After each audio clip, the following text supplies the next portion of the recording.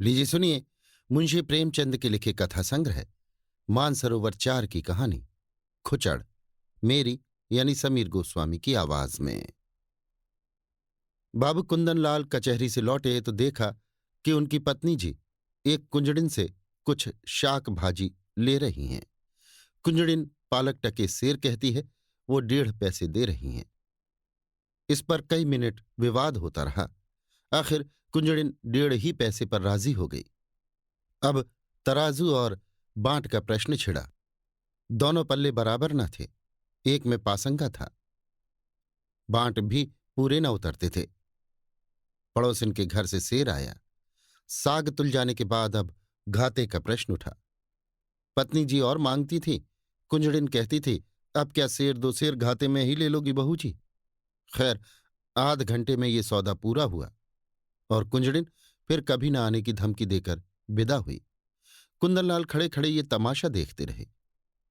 कुंजड़िन के जाने के बाद पत्नी जी लोटे का पानी लाईं तो आपने कहा, आज तो तुमने जरा सा साग लेने में पूरे आध घंटे लगा दिए। इतनी देर में तो 1500 का सौदा हो जाता। जरा जरा से साग के लिए इतनी ठाएं ठाएं करते, तुम्हारा सिर भी नहीं दुखता। रामेश्वरी ने कुछ लज्जित होकर कहा, पैसे मुफ्त में तो नहीं आते। ये ठीक है, लेकिन समय का भी कुछ मूल्य है। इतनी देर में तुमने बड़ी मुश्किल से एक धेले की बचत की। कुंजड़िन ने भी दिल में कहा होगा, कहाँ की गवानिन है, अब शायद भूल कर भी इधर ना आए। तो फिर मुझसे ये नहीं हो सकता कि पैसे की जगह धेले का सौदा लेकर बैठ जाऊं। इतनी देर में तो तुमने कम से कम 20 पन्ने पड़े होते। कल मेहरी से घंटों सिर मारा, परसों दूध वाले के साथ घंटों शास्त्रार्थ किया। जिंदगी क्या इन्हीं बातों में खर्च कर देने को दी गई है। कुंदनलाल प्रायः नित्य ही पत्नी को सदुपदेश देते रहते थे। ये उनका दूसरा विवाह था। रामेश्वरी को आए अभी 2 ही 3 महीने हुए थे। अब तक तो बड़ी ननद जी ऊपर के काम किया करती थी। रामेश्वरी की उनसे न पटी। उसको मालूम होता था, ये तो मेरा सर्वस्व ही लुटाए देती हैं। आखिर वो चली गई। तब से रामेश्वरी ही घर की स्वामिनी है। वो बहुत चाहती है कि पति को प्रसन्न रखे। उनके इशारों पर चलती है। एक बार जो बात सुन लेती है, गांठ बांध लेती है। पर रोज ही तो कोई ना कोई नई बात हो जाती है और कुंदनलाल को उसे उपदेश देने का अवसर मिल जाता है। एक दिन बिल्ली दूध पी गई। रामेश्वरी दूध गर्म करके लाई और स्वामी के सिराहने रखकर पान बना रही थी कि बिल्ली ने दूध पर अपना ईश्वर दत्त अधिकार सिद्ध किया। रामेश्वरी ये अपहरण स्वीकार न कर सकी। रूल लेकर बिल्ली को इतने जोर से मारा कि वो 2-3 लुढ़कियां खा गई। कुंदनलाल लेटे लेटे अखबार पढ़ रहे थे। बोले, और जो मर जाते? रामेश्वरी ने ढिठाई के साथ कहा, तो मेरा दूध क्यों पी गई? उसे मारने से दूध मिल तो नहीं गया। जब कोई नुकसान कर देता है तो उस पर क्रोध आता ही है। नहाना चाहिए। पशु के साथ आदमी भी क्यों पशु हो जाए? आदमी और पशु में इसके सिवा और क्या अंतर है? कुंदनलाल कई मिनट तक दया, विवेक और शांति की शिक्षा देते रहे। यहां तक कि बेचारी रामेश्वरी मारे गिलानी की रो पड़ी। इसी भांति एक दिन रामेश्वरी ने एक भिक्षुक को दुत्कार दिया तो बाबू साहब ने फिर उपदेश देना शुरू किया। बोले, तुमसे ना उठा जाता हो तो लाओ, मैं दे आऊं। गरीब को यूं ना दुत्कारना चाहिए। रामेश्वरी ने त्योरियां चढ़ाते हुए कहा, दिन भर तो तांता लगा रहता है, कोई कहां तक दौड़े? सारा देश भिखमंगों ही से भर गया है शायद।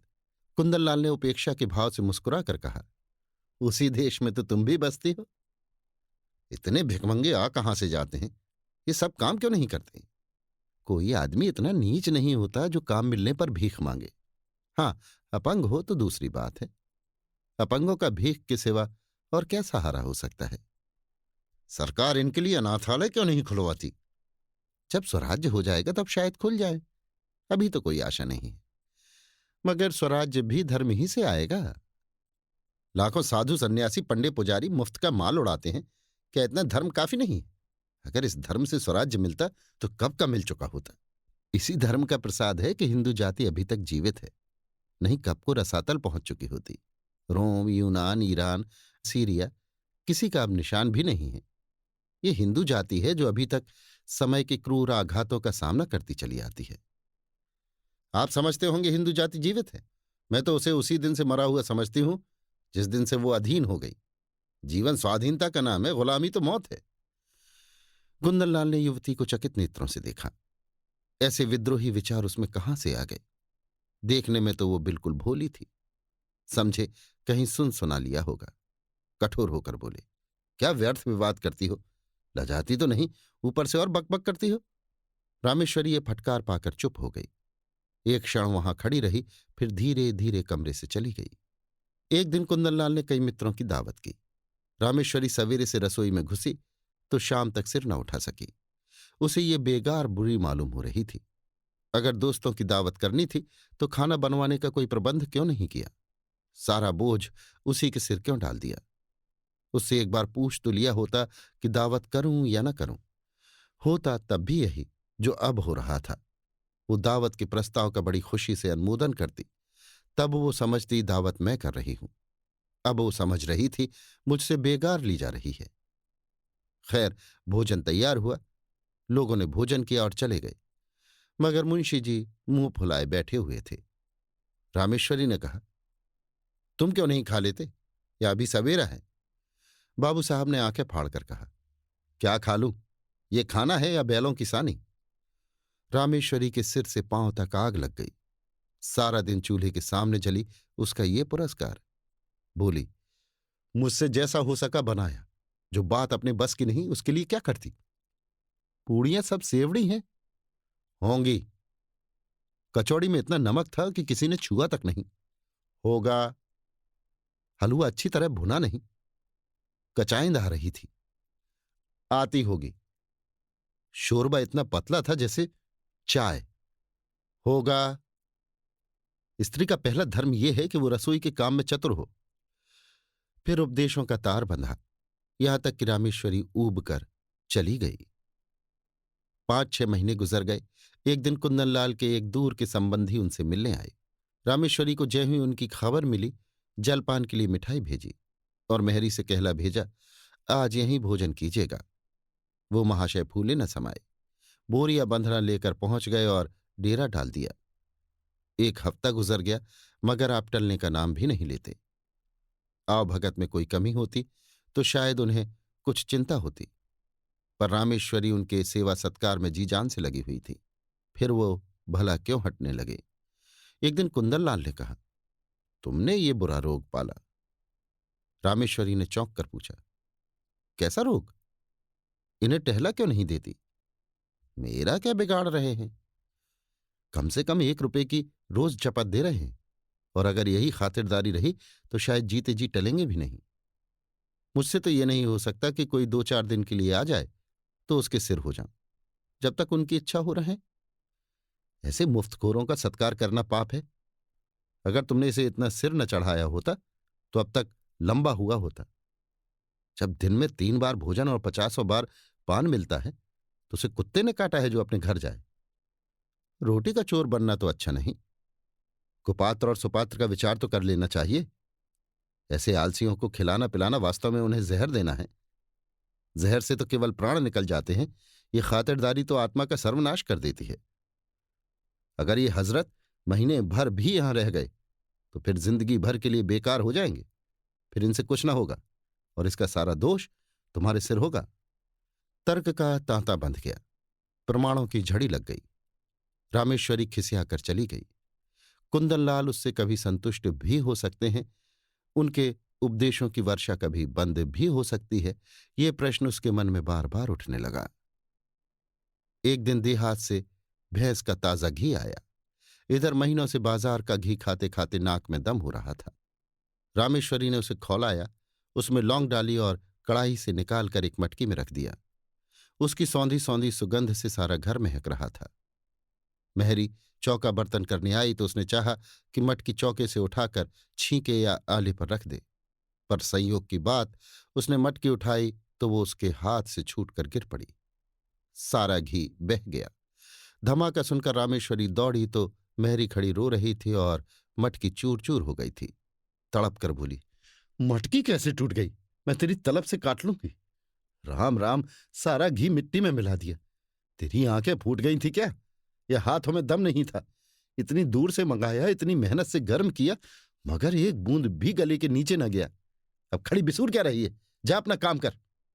मेहरी ने आंसू पोंछकर कहा, बहू जी अब तो चूक हो गई, चाहे तलब काटो चाहे जान मारो। मैंने तो सोचा उठाकर आले पर रख दूं तो चौका लगाऊं। क्या जानती थी कि भाग्य में ये लिखा है। न जाने किस अभागे का मुंह देखकर उठी थी। रामेश्वरी, मैं कुछ नहीं जानती। सब रुपए तेरी तलब से वसूल करूंगी। 1 रुपए जुर्माना न किया तो कहना। मेहरी, मर जाऊंगी सरकार, कहीं 1 पैसे का ठिकाना नहीं है। रामेश्वरी, मर जा या जी जा, मैं कुछ नहीं जानती। मेहरी ने 1 मिनट तक कुछ सोचा और बोली, अच्छा काट लीजिएगा सरकार, आपसे सब्र नहीं होता। मैं सब्र कर लूंगी, यही ना होगा भूखों मर जाऊंगी। जीकर ही कौन सा सुख भोग रही हूं कि मरने को डरूं। समझ लूंगी 1 महीना कोई काम नहीं किया। आदमी से बड़ा बड़ा नुकसान हो जाता है, ये तो घी था। रामेश्वरी को एक ही क्षण में मेहरी पर दया आ गई। बोली, तो भूखों मर जाएगी तो मेरा काम कौन करेगा। मेहरी, काम कराना होगा खिलाइएगा, ना काम कराना होगा भूखों मारिएगा। आज से आकर आप ही के द्वार पर सोया करूंगी। रामेश्वरी, सच कहती हूं आज तूने बड़ा नुकसान कर डाला। मेहरी, मैं तो आप ही पछता रही हूं सरकार। रामेश्वरी, जा गोबर से चौका लीप दे, मटकी के टुकड़े दूर फेंक दे और बाजार से घी लेती आ। मेहरी ने खुश होकर चौका गोबर से लीपा और मटकी के टुकड़े बटोर रही थी कि कुंदनलाल आ गए और हाड़ी टूटी देखकर बोले, ये हाड़ी कैसे टूट गई। रामेश्वरी ने कहा, मेहरी उठाकर ऊपर रख रही थी, उसके हाथ से छूट पड़ी। कुंदनलाल ने चिल्लाकर कहा, तो सब घी बह गया। और क्या कुछ बच भी रहा।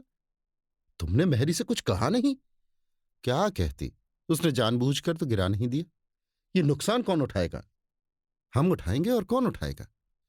अगर मेरे ही हाथ से छूट पड़ती तो क्या हाथ काट लेती। कुंदनलाल ने ओठ चबाकर कहा, तुम्हारी कोई बात मेरी समझ में नहीं आती। जिसने नुकसान किया है उससे वसूल होना चाहिए, यही ईश्वरीय नियम है। आंख की जगह आंख, प्राण के बदले प्राण, यही ईसा मसीह जैसे दयालु पुरुष का कथन है। अगर दंड का विधान संसार से उठ जाए तो यहां रहे कौन। सारी पृथ्वी रक्त से लाल हो जाए, हत्यारे दिन दहाड़े लोगों का गला काटने लगे। दंड ही से समाज की मर्यादा कायम है। जिस दिन दंड न रहेगा संसार न रहेगा। मनु आदि स्मृतिकार बेवकूफ नहीं थे कि दंड न्याय को इतना महत्व दे गए। और किसी विचार से नहीं तो मर्यादा की रक्षा के लिए दंड अवश्य देना चाहिए। ये रुपए मेहरी को देने पड़ेंगे, उसकी मजदूरी काटनी पड़ेगी। नहीं तो आज उसने घी का घड़ा लुढ़का दिया है, कल को कोई और नुकसान कर देगी। रामेश्वरी ने डरते डरते कहा, मैंने तो उसे क्षमा कर दिया है। कुंदनलाल ने आंखें निकालकर कहा, लेकिन मैं नहीं क्षमा कर सकता। मेहरी द्वार पर खड़ी ये विवाद सुन रही थी। जब उसने देखा कि कुंदनलाल का क्रोध बढ़ता ही जाता है और मेरे कारण रामेश्वरी को घुड़कियां सुननी पड़ रही हैं, तो वो सामने जाकर बोली, बाबूजी अब तो कसूर हो गया, अब सब रुपए मेरी तलब से काट लीजिए। रुपए नहीं है, नहीं तो अभी लाकर आपके हाथ पर रख देती। रामेश्वरी ने उसे घुड़क कर कहा, जा भाग यहां से, तू क्या करने आई, बड़ी रुपया वाली बनी है। कुंदनलाल ने पत्नी की ओर कठोर नेत्रों से देखकर कहा, तुम क्यों उसकी वकालत कर रही हो। ये मोटी सी बात है और इसे एक बच्चा भी समझता है कि जो नुकसान करता है उसे उसका दंड भोगना पड़ता है। मैं क्यों 5 रुपए का नुकसान उठाऊं। बेवजह क्यों नहीं इसने मटके को संभाल कर पकड़ा, क्यों इतनी जल्दबाजी की, क्यों तुम्हें बुलाकर मदद नहीं ली। ये साफ इसकी लापरवाही है। ये कहते हुए कुंदनलाल बाहर चले गए। रामेश्वरी इस अपमान से आहत हो उठी। डांटना ही था तो कमरे में बुलाकर एकांत में डांटते। मेहरी के सामने उसे रुई की तरह धुन डाला। उसकी समझ ही में न आता था ये किस स्वभाव के आदमी हैं। आज एक बात कहते हैं, कल उसी को काटते हैं जैसे कोई झक्की आदमी हो। कहाँ तो दया और उदारता के अवतार बनते थे, कहाँ आज 5 रुपए के लिए प्राण देने लगे। बड़ा मजा आ जाए जो कल मेहरी बैठ रहे, कभी तो इनके मुख से प्रसन्नता का एक शब्द निकला होता। अब मुझे भी अपना स्वभाव बदलना पड़ेगा। ये सब मेरे सीधे होने का फल है। ज्यों ज्यों मैं तरह देती हूं आप जामे से बाहर होते हैं। इसका इलाज यही है कि एक कहें तो 2 सुनाऊं। आखिर कब तक और कहां तक सहूं। कोई हद भी है। जब देखो डांट रहे हैं। जिसके मिजाज का कुछ पता ही ना हो उसे कौन खुश रख सकता है। उस दिन जरा सी बिल्ली को मार दिया तो आप दया का उपदेश देने लगे। आज वो दया कहां गई। इनको ठीक करने का उपाय यही है कि समझ लूं कोई कुत्ता भूंक रहा है। नहीं, ऐसा क्यों करूं? अपने मन से कोई काम ही ना करूं, जो ये कहें वही करूं। ना जौ भर कम, ना जौ भर ज्यादा। जब इन्हें मेरा काम पसंद ही नहीं आता तो मुझे क्या कुत्ते ने काटा है जो बरबस अपनी टांग अड़ाऊं? बस यही ठीक है। वो रात भर इसी उधेड़ बुन में पड़ी रही। सवेरे कुंदनलाल नदी स्नान करने गए, लौटे तो 9 बज गए थे। घर में जाकर देखा तो चौका बर्तन न हुआ था। प्राण सूख गए। पूछा, क्या मेहरी नहीं आई? रामेश्वरी, नहीं। कुंदनलाल, तो फिर? रामेश्वरी, जो आपकी आज्ञा। कुंदनलाल, ये तो बड़ी मुश्किल है। रामेश्वरी, हाँ है तो। कुंदनलाल, पड़ोस की मेहरी को क्यों ना बुला लिया? रामेश्वरी, किसके हुक्म से बुलाती? अब हुक्म हुआ है, बुला लेती। कुंदनलाल, अब बुलाओगी तो खाना कब बनेगा? 9 बज गए हैं। इतना तो तुम्हें अपनी अक्ल से काम लेना चाहिए था कि मेहरी नहीं आई तो पड़ोस वाली को बुला ले। रामेश्वरी, अगर उस वक्त सरकार पूछते क्यों दूसरी मेहरी बुलाई तो क्या जवाब देती? अपनी अक्ल से काम लेना छोड़ दिया। अब तुम्हारी अक्ल ही से काम लूंगी। मैं ये नहीं चाहती कि कोई मुझे आंखें दिखाए। कुंदनलाल, अच्छा तो इस वक्त क्या होता है? रामेश्वरी, जो हुजूर का हुक्म हो। कुंदनलाल, तुम मुझे बनाती हो? रामेश्वरी, मेरी इतनी मजाल कि आपको बनाऊं? मैं तो हुजूर की लौंडी हूं, जो कहिए वो करूं। कुंदनलाल, मैं तो जाता हूं, तुम्हारा जो ची चाहे करो। रामेश्वरी, जाइए, मेरा जी कुछ न चाहेगा और न कुछ करूंगी। कुंदनलाल, आखिर तुम क्या खाओगी? रामेश्वरी, जो आप दे देंगे वही खा लूंगी। कुंदनलाल, लाओ बाजार से पूड़ियां ला दूं। रामेश्वरी रुपया निकाल लाई। कुंदनलाल पूड़ियां लाए। इस वक्त का काम चला। दफ्तर गए, लौटे तो देर हो गई थी। आते ही आते पूछा, मेहरी आई? रामेश्वरी, नहीं। कुंदनलाल, मैंने तो कहा था पड़ोस वाली को बुला लेना। रामेश्वरी, बुलाया था, वो 5 रुपए मांगती है। कुंदनलाल, तो 1 ही रुपए का तो फर्क था, क्यों नहीं रख लिया? रामेश्वरी, मुझे ये हुक्म ना मिला था। मुझसे जवाब तलब होता कि 1 रुपया ज्यादा क्यों दे दिया। खर्च की किफायत पर उपदेश दिया जाने लगता तो क्या करती? कुंदनलाल, तुम बिल्कुल मूर्ख हो। रामेश्वरी, बिल्कुल। कुंदनलाल, तो इस वक्त भी भोजन न बनेगा? रामेश्वरी, मजबूरी है। कुंदनलाल सिर थामकर चारपाई पर बैठ गए। ये तो नई विपत्ति गले पड़ी। पूर्णियां उन्हें रुचती न थी। जी में बहुत झुंझलाए। रामेश्वरी को 2-4 उल्टी सीधी सुनाई, लेकिन उसने मानो सुना ही नहीं। कुछ बस न चला तो मेहरी की तलाश में निकले। जिसके यहां गए मालूम हुआ मेहरी काम करने चली गई। आखिर एक कहार मिला, उसे बुला लाए। कहार ने 2 आने लिए और बर्तन धोकर चलता बना। रामेश्वरी ने कहा, भोजन क्या बनेगा? कुंदनलाल, रोटी तरकारी बना लो, या इसमें भी कुछ आपत्ति है? रामेश्वरी, तरकारी घर में नहीं है। कुंदनलाल, दिन भर घर बैठी रही, तरकारी भी न लेते बनी? अब इतनी रात गए तरकारी कहाँ मिलेगी? रामेश्वरी, मुझे तरकारी ले रखने का हुक्म न मिला था। मैं पैसा धेला ज्यादा दे देती तो? कुंदनलाल ने विवशता से दांत पीस कर कहा, आखिर तुम चाहती क्या हो? रामेश्वरी ने शांत भाव से जवाब दिया, कुछ नहीं, केवल अपमान नहीं चाहती।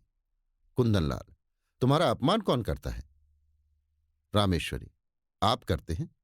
कुंदनलाल, तो मैं घर के मामले में कुछ न बोलूं? रामेश्वरी, आप न बोलेंगे तो कौन बोलेगा?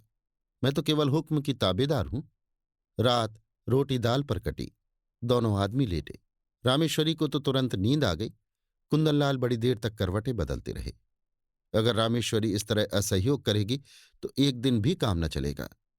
आज ही बड़ी मुश्किल से भोजन मिला, इसकी समझ ही उल्टी है। मैं तो समझाता हूं, ये समझती है डांट रहा हूं। मुझसे बिना बोले रहा भी तो नहीं जाता। लेकिन अगर बोलने का ये नतीजा है तो फिर बोलना फिजूल है। नुकसान होगा बला से।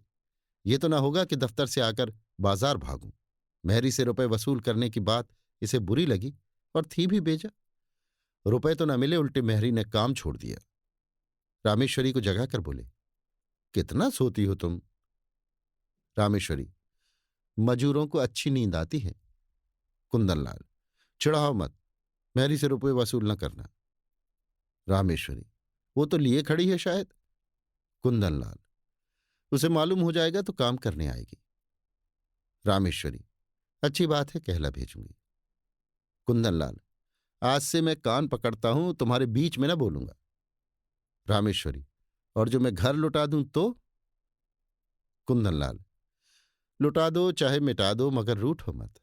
अगर तुम किसी बात में मेरी सलाह पूछोगी तो दे दूंगा, वरना मुंह न खोलूंगा। रामेश्वरी, मैं अपमान नहीं सह सकती। कुंदनलाल, इस भूल को क्षमा करो। रामेश्वरी, सच्चे दिल से कहते हो ना? कुंदनलाल, सच्चे दिल से। अभी आप सुन रहे थे मुंशी प्रेमचंद के लिखे कथा संग्रह मानसरोवर 4 की कहानी खुचड़, मेरी यानी समीर गोस्वामी की आवाज में।